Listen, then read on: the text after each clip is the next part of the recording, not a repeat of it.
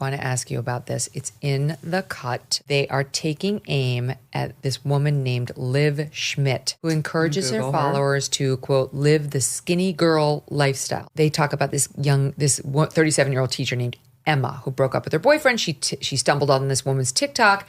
Schmidt had more than 600,000 followers. She's very beautiful. New York Cut is pointing out that in one video, she mocks women who wear sundresses to hide their puffy face and bloated bodies. And she once reposted a TikTok with the caption, "Girls be 300 pounds saying, I'm a snack. No Megatron. You're the effing vending machine." And they're taking aim at her for fat shaming, and they don't quite understand why she has so many followers who sign up for her DMs and her chat groups. And this gal, Emma, writes about how suddenly she felt weak and exhausted all the time. She was on the treadmill and she had to get off after a minute, lightheaded and drenched in sweat.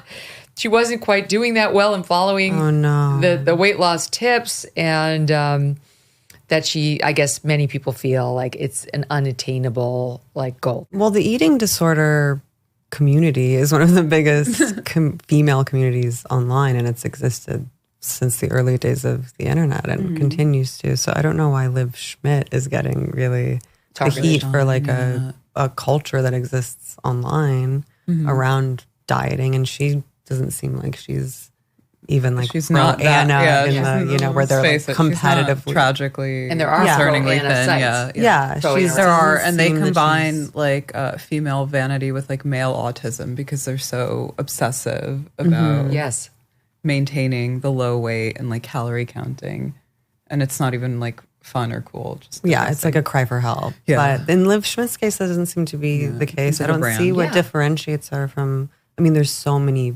lifestyle influencers. Well, my own take on it is somewhat jaded because when I was on NBC, I talked to this woman who was incredibly fit. She just given birth to 3 kids, and she was basically like, what's your excuse if you don't look amazing? And this woman was talking about how she kind of regretted the message because she got a bunch of blowback, and she was just trying to say, you can do it. Right. She did it inartfully. I said to her when I was in law school, I used to say, because I lived with my mom and my stepfather for the last year, I'm like, if you see me get up to go back into that kitchen, please call me fat ass or say something negative to me to keep me out of there. And then it was Meghan McCain, frankly, but many others ginned up a backlash against me for fat shaming. And I regret to tell you that I then went on the air and apologized for it.